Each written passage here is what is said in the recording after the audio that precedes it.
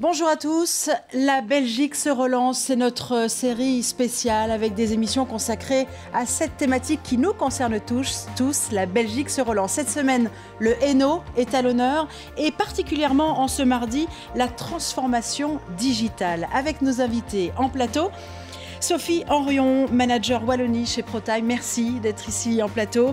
À vos côtés, Savine Moucheron, business developer à Technocité. On va savoir dans quelques instants de quoi s'agit tout ça. Lorenzo Bassani, CEO d'ASIC, un logiciel pour les caméras et d'autres activités, on en parlera.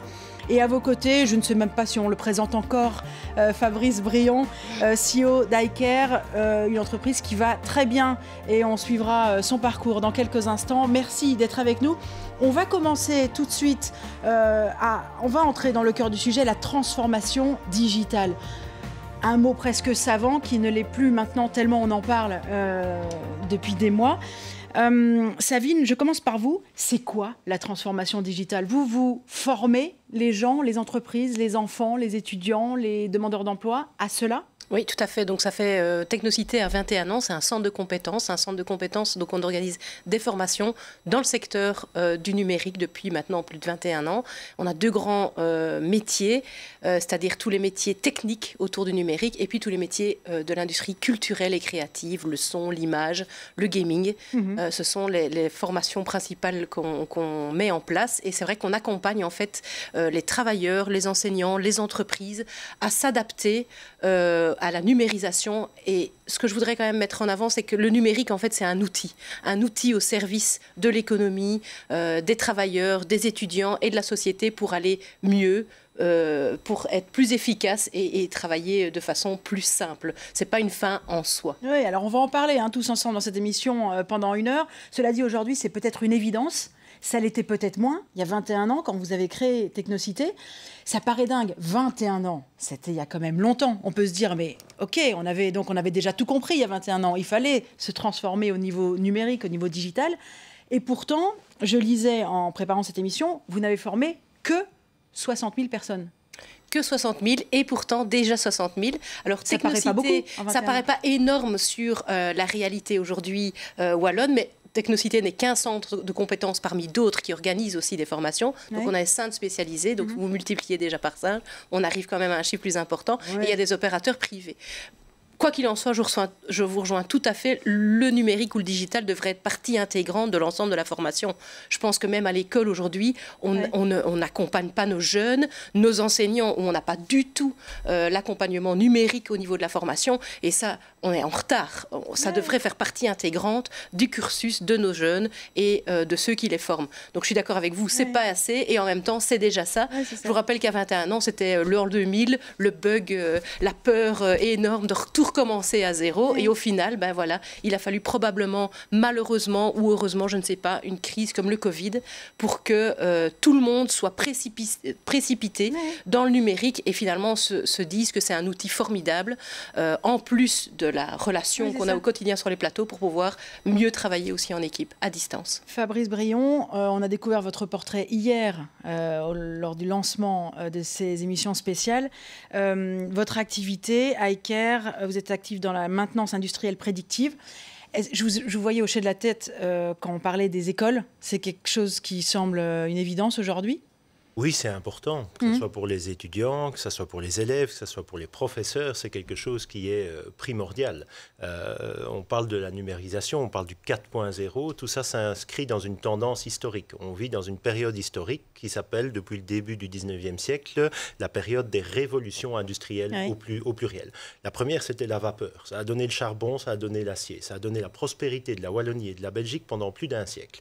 Ensuite, il y a eu l'électricité, il y a eu l'ordinateur, la quatrième. Aujourd'hui, c'est les objets connectés, c'est le digital. Cette révolution, par rapport aux autres, on a eu la chance de l'avoir d'abord dans le privé avant de l'avoir dans le professionnel. Donc aujourd'hui, le monde professionnel est en retard sur la vie privée. Beaucoup de gens utilisent beaucoup plus le numérique dans leur vie privée, sur leur smartphone, qu'au travail. Et donc, on doit rattraper ce gap. Donc, on a des millions d'emplois qui sont à pourvoir pour permettre au milieu professionnel de rattraper ce gap. Un mot sur votre entreprise, votre réussite. Je devine votre humilité. Est-ce que sans la transformation digitale, vous ne seriez pas là? I-Care ne serait pas là, n'en serait pas là? C'est l'œuf et la poule. iCare est natif digital et donc, oui, ce qui nous permet aujourd'hui d'avoir le succès qu'on a, c'est finalement que le marché arrive au niveau de digitalisation qu'iCare a depuis 17 ans. Nos solutions, depuis 17 ans, sont là, mais il y a ne fût-ce qu'encore 5 ou 6 ans qu'on les proposait à des clients, des capteurs sans fil, des données sur le cloud, etc. On apparaissait pour des martiens. Aujourd'hui, le monde a changé, ce sont des choses qui sont la norme et qui nous différencient même positivement de nos concurrents. Donc, plus vos clients se digitalisent, plus vous risquez d'en avoir. Exactement. Bon, Lorenzo, expliquez-nous un petit peu votre activité et comment vous réagissez post-crise. Alors donc moi, je représente la société ASIC. ASIC, c'est une société qui existe maintenant depuis près de 20 ans. On a la particularité d'être une émanation d'un centre de recherche. Donc, ça veut dire que tout notre staff est déjà dans le monde du numérique, en fait, à la base, parce qu'on a des informaticiens, des ingénieurs. Donc, l'impact Covid et la communication au travers du Covid et le relationnel équipe était déjà en mode numérique à la base. Et par contre, cet impact Covid, il s'est ressenti surtout sur la façon de gérer le relationnel client qui n'était pas, lui, dans ce mode-là. C'est assez bizarre parce que nos clients sont en général des gens qui sont dans du numérique aussi, puisque notre cœur business, c'est fournir de l'algorithmie pour du traitement d'images qui vient en arrière-plan d'installation de vidéosurveillance. Et bizarrement, c'est un marché où en fait le relationnel et je vais dire le rôle du sales et l'impact réellement de la réunion physique a une grande importance. Et on a vu cette transformation s'opérer. Elle s'est opérée très rapidement parce que tout le monde a dû réagir rapidement. Donc à ce niveau-là, ça s'est fait quasiment instantané. Nous, on était plus ou moins prêts dans le sens où on utilisait déjà ces outils-là. Mais je pense qu'il y a cette dynamique-là qui est encore un peu complexe et qui se déprécie quelque part dans le fait où c'est quand même nettement différent d'avoir des réunions en Teams. Et, oui, on est bien d'accord. on perd de l'impact commercial. Techniquement, pas. Parce qu'en termes de présentation technique, ça ne joue pas énormément, mais l'impact commercial, lui, est assez fort.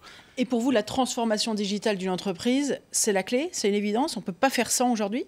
Mais aujourd'hui, de par le fait du milieu ambulant encore préexistant, c'est impératif. Et d'autre part, c'est dans les mœurs.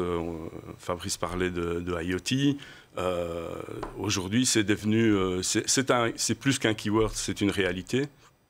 Et ça apporte d'énormes plus-values pour les entreprises. Donc, il n'y a aucune raison de bypasser cette entre guillemets, nouveauté qui ne l'est pas, en fait. Elle est déjà préexistante.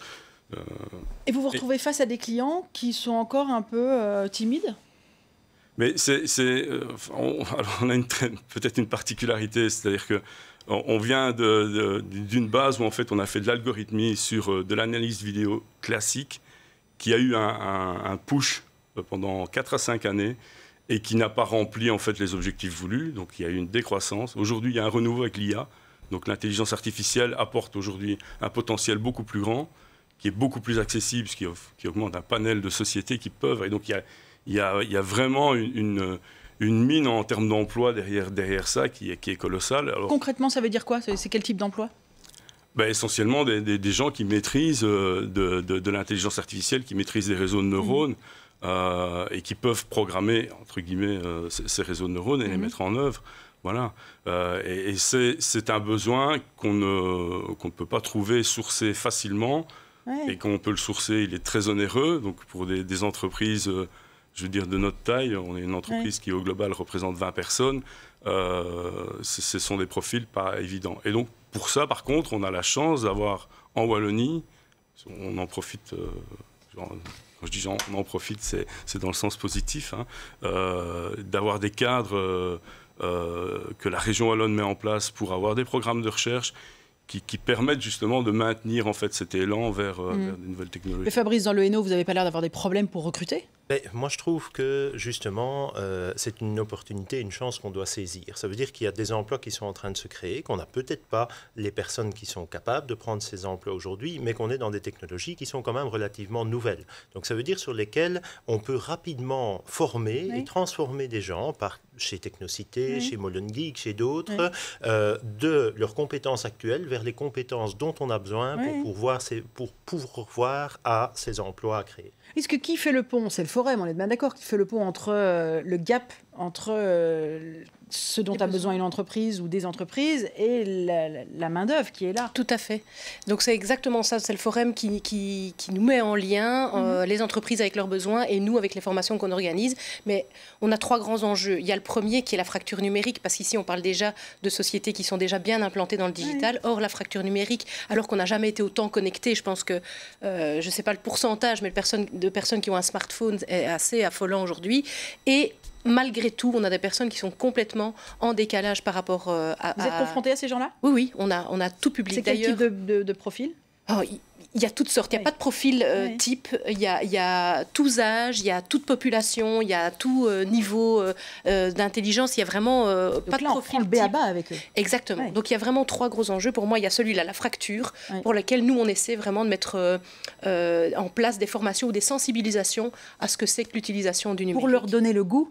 Le goût, l'envie, le côté pratique et déjà l'utilisation et pour les raccrocher aussi à un monde qui finalement ne fait que accroître cette distance. Parce que, voilà, et cette fracture, elle est arrivée comment, à votre avis?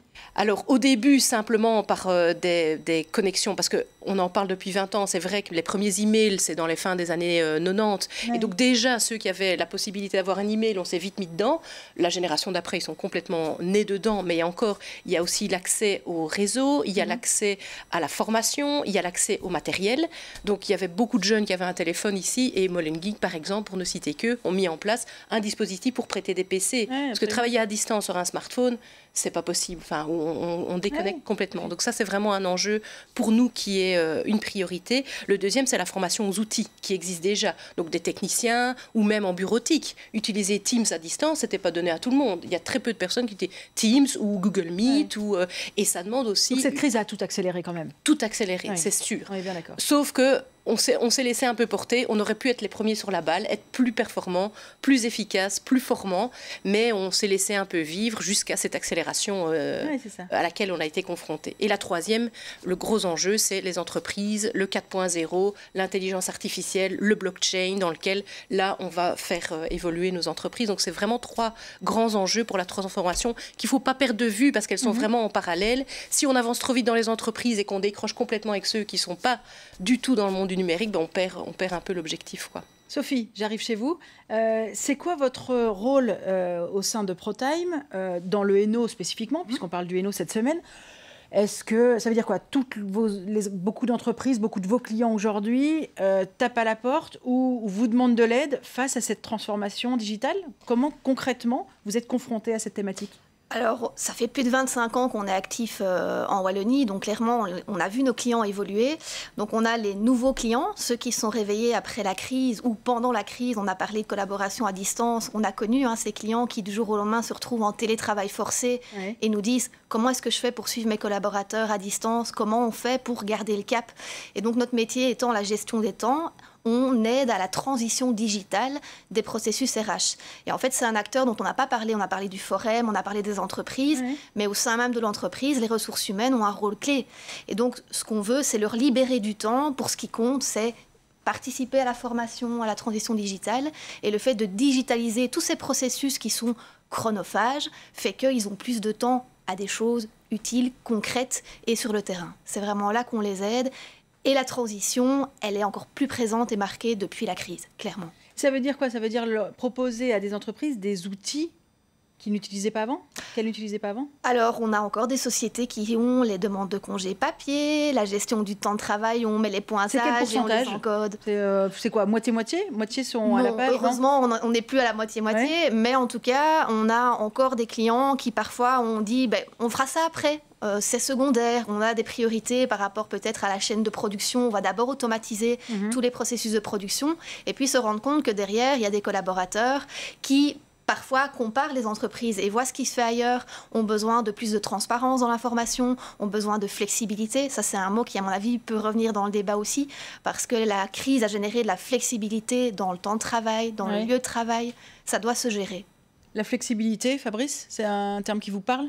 Oui, je préfère utiliser le terme d'agilité parce que la flexibilité a parfois un mauvais passé. Mais ce qui est important pour moi aussi, et vous en parliez, c'est l'attractivité des entreprises par rapport aux employés. Aujourd'hui, comme je l'ai dit, le digital fait partie de notre vie de tous les jours. Donc vous ne pouvez pas demander à quelqu'un à un jeune qui utilise son smartphone tous les jours, des applications tous les jours, d'arriver au travail et de commencer à utiliser du papier pour travailler. Ça, c'est retourner un siècle en arrière pour lui. Et donc, il ne va pas être attiré par cette entreprise, il ne va pas rester dans cette entreprise. Donc, pour les entreprises qui savent le faire, évidemment, je suis conscient que toutes les entreprises ne peuvent pas se digitaliser et les entreprises qui peuvent se digitaliser doivent être solidaires de celles qui ne peuvent pas.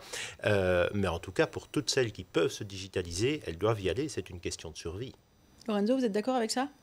C'est un tout, hein. C'est pas juste un outil, il faut changer la politique presque de l'entreprise, la philosophie de l'entreprise. Oui, après, c'est effectivement plus simple à partir du moment où on a un public cible en interne, qu'on a des employés qui sont déjà proactifs avec des outils. Oui. Nous, on rencontre dans un autre contexte que celui d'ASIC, on fait de la digitalisation de certains processus, notamment des processus logistiques, où on adresse en fait des gens qui sont des opérateurs, des chauffeurs, des coursiers. Voilà. Ils ont effectivement un smartphone à titre privé, ils savent effectivement aller sur Facebook, mais la volonté de vouloir utiliser des outils de cet ordre-là n'est pas toujours facilement rencontrée. Donc ça mériterait peut-être aussi pour les entreprises plus de démarches de formation pour justement faire assimiler le bien fondé d'aller vers ces outils-là, parce que c'est pas un mal nécessaire, c'est un bien nécessaire pour l'entreprise en fait. Vous êtes souvent confronté comme ça à des personnalités ou des personnages plus réfractaires par rapport... C'est une forme de changement quand même, hein. Ils ne veulent pas s'adapter ? Oui et non, ça dépend vraiment des contextes d'entreprise et on peut rencontrer cela dans tout type d'entreprise en termes de dimension. On adresse avec ces solutions-là, les solutions de track and trace, de flux logistiques, comme je disais précédemment. On adresse des TPE, on a des personnes où il y a 2 personnes qui travaillent en fait, et ça, elles se rendent compte immédiatement de l'impact parce qu'elles sont en fait au management de la ligne complète, et donc l'outil leur génère un gain de temps colossal. Et par contre, on a des gens qui ont peut-être 10 véhicules, 10 opérateurs terrain, et là, de façon systématique, la tranche d'âge faisant, j'ai un client. C'est pas compliqué, il a une personne. Et alors pourquoi il ne le fait pas, ça je ne sais pas, parce qu'il pourrait très bien le convaincre. Il va peut-être se reconnaître. Mais il a une personne qui a plus de 55 ans, qui n'a jamais voulu utiliser un GPS. Ah oui. Et donc, passer... Quelqu'un qui a le sens de l'orientation, peut-être. Et alors, on lui souhaite. c'est la chance d'être dans une entreprise qui a un caractère familial. Et voilà, et on accepte ce genre de choses. Donc, il y a des bordereaux papier qui sont générés pour cette personne-là. Quoi. Voilà. Mais donc, c'est pour expliquer que c'est effectivement pas si simple que ça, forcément, à mettre en œuvre. Mais on doit aussi avoir des outils qui facilitent la démarche. Donc, il faut chaque fois se remettre en question sur la façon dont on propose les outils. Oui, c'est intéressant, Fabrice. Un conseil peut-être à des entreprises ou des entrepreneurs, des chefs d'entreprise qui sont peut-être face à des équipes qui ne sont pas si facilement ouvertes. Moi, je pense que c'est justement la chance de cette transition digitale qu'on a devant nous, c'est qu'elle ne suit pas les schémas classiques de l'âge, des classes socio-culturelles, etc. À l'inverse du chauffeur qui ne veut pas utiliser un GPS, moi je prendrai l'exemple de ma maman qui nous regarde certainement et qui aujourd'hui a plus d'applications différentes sur son smartphone que moi. C'est vrai. Donc, et elle a 70 ans. Donc ça ne veut pas dire... Vous n'êtes donc pas à la page. Je ne suis pas autant à la page que ma maman qui a 70 ans. Excellent. Donc ces frontières de l'âge, de la socioculturalité, etc., n'ont plus d'application dans le monde du digital. Et donc il y a peut-être d'autres frontières qui sont là, il y a peut-être d'autres freins qui sont là, mais en tout cas, on peut toucher tout public, quel que soit son âge, quel que soit son milieu socioculturel, on peut toucher ce genre de public et attirer ce genre de public, mettre ce genre de public à l'emploi, pourquoi pas. C'est intéressant. Du coup, quel frein faudrait-il lever Savine, je reviens chez vous, où vous êtes confronté à ces freins, certainement face à des gens qui viennent en formation chez vous. Quels sont ces freins, si ce n'est pas forcément l'âge Mais c'est difficile à identifier. En fait, chez nous, ils viennent en général parce qu'ils ont une sensibilité numérique, puisque c'est notre spécificité. Donc, a priori, ils ont vraiment déjà envie, un peu convaincus. Voilà, ils viennent pour apprendre soit un métier, soit en entrant beaucoup de personnes qui se réadaptent, qui se réorientent professionnellement. Et notamment dans le secteur du gaming, on en voit énormément parce que la génération qui arrive, c'est une génération de personnes qui sont nées manette à la main et qui se rendent compte qu'en fait, ils peuvent faire de leur passion. Et on a vu que le jeu en ligne a explosé, le jeu vidéo pendant le confinement, parce que c'était une façon de rester en lien et de jouer à travers... L'OMS l'avait même, l'Organisation mondiale de la santé l'avait même recommandé. Oui, le pour gaming, un bien-être. D'un seul coup, les parents étaient soulagés. Et on voit en fait que ce gaming est transposable dans plein d'activités différentes, dans l'apprentissage des normes de sécurité dans des entreprises, etc. Donc ce public évolue beaucoup. Moi, je vois qu'un frein qui revient beaucoup dans le secteur du numérique, c'est le problème de sécurité des données. Il y a des gens un peu adeptes du complot ou du Big Brother qui ont vraiment peur de partager leurs données, leurs data. Et ça, c'est vraiment une résistance que je peux constater. On en parlera beaucoup dans la deuxième partie de cette émission avec un nouvel invité qui va nous rejoindre justement. D'accord. Sophie, votre quotidien depuis, avec tout ce qu'on a vécu, ces 15 mois de pandémie, il a changé. La démarche, la demande des entreprises a changé. Alors, on a eu plusieurs phases. Il y a eu la phase du branle-bas-le-combat, le confinement tombe, et puis toutes les sociétés se réveillent en disant il faut que j'adapte ma manière de travailler à distance. Vous avez dû les accompagner dans cette crise. On a dû clairement les accompagner. On a eu des sociétés qui étaient réfractaires à la base et qu'il a fallu accompagner dans un changement forcé. Et alors, on a parfois tendance à parler de transition digitale pour les cols blancs, mais il n'y a pas que les cols blancs. Les cols bleus aussi ont été confrontés à ça. Donc, il y a eu toute une collaboration avec eux pour parfois faire changer les mentalités, et beaucoup en ont profité. On parlait tout à l'heure de philosophie d'entreprise, c'est un mot qui me parle beaucoup, avec la notion de culture aussi d'entreprise. On a travaillé par exemple sur la productivité, et on est sorti de la vieille croyance qui dit, d'ailleurs les calculs se font encore comme ça, en disant le nombre d'heures travaillées correspond à la productivité. Il y a d'autres manières de calculer la productivité. Il y a la qualité du travail, il y a le résultat du travail presté, entre en ligne de compte le bien-être du collaborateur. On a vu que le nombre de burn-out explose depuis la crise qu'on a connue. Mais tout ça, c'est des préoccupations qui étaient déjà là, mais qui parfois étaient importantes. Mais on se disait, le digital ne va pas aider.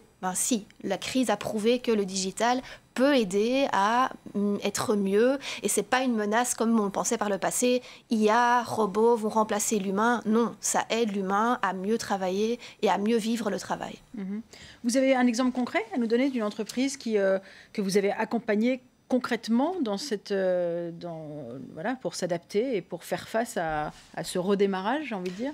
Alors, j'ai envie de dire, j'aurais deux exemples. J'ai envie de citer aussi un exemple qui date d'avant la crise, parce qu'il n'y a pas que la crise qui a joué. Et donc, on a des sociétés, je pense notamment à une société tournaisienne qui était en pleine croissance et qui a dit « je vais automatiser mes processus de production ».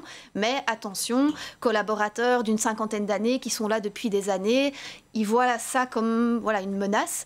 Qu'est-ce que je fais pour eux? Eh bien, je travaille en même temps sur les processus RH pour plus de transparence, pour les accompagner. Et donc, ils ont investi non seulement dans des nouvelles lignes de production, mais aussi dans la digitalisation de la gestion du temps de travail, etc. Donc ça, c'était avant la crise.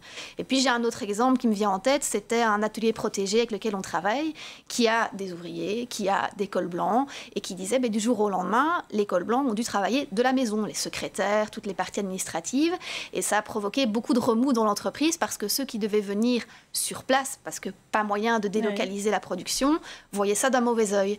Et donc, on les a accompagnés pour trouver une agilité, pour faire en sorte que ces personnes qui devaient télétravailler gardent le contact avec les autres et qu'il n'y ait pas de clivage entre les deux types de travailleurs.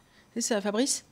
Peut-être pour apporter de l'eau à votre moulin, grâce à ProTime justement, nous avons mis en place chez iCare un plan cafétéria.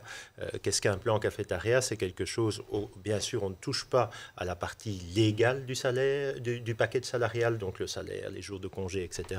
Mais on permet à chaque employé, donc chacun des 350 employés d'iCare aujourd'hui en Belgique, a un paquet salarial qui lui est propre.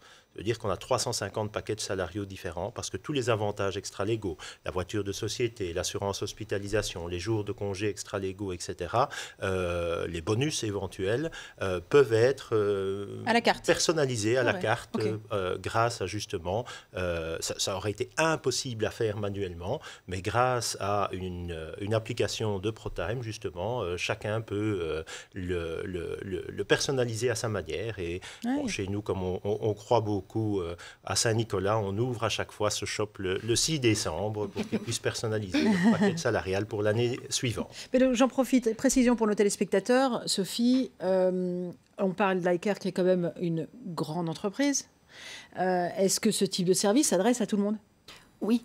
On parlait tantôt de la TPE de 2 personnes comme la multinationale. Clairement, toute société a des besoins. La seule chose, c'est que selon le secteur, les finances de l'entreprise, sa culture, le besoin va être différent. On a encore des gens qui nous demandent un certain contrôle. Ils deviennent très rares, mais il y a quand même des gens qui ont ce besoin de voir quand les gens sont au travail, quand ils sont partis. Et puis de plus en plus, on a des sociétés, même des toutes petites, qui nous disent moi je veux prendre soin de mes collaborateurs. Je voudrais rentrer dans une nouvelle ère, être beaucoup plus dans la communication avec eux et en même temps soulager les parties administratives chez nous, RH. Donc on a vraiment différentes catégories, mais on a des clients de 4 personnes, comme on a des clients de 3000. Donc c'est pour tout le monde. Merci. On fait une petite pause dans cette émission. Un autre chef d'entreprise va prendre la place de Fabrice Brion. Merci d'être venu jusqu'à nous. Bon retour chez vous. À tout de suite, juste après la pub, pour la suite de La Belgique se relance. Focus sur le Hainaut et la transformation digitale cette semaine. À tout de suite.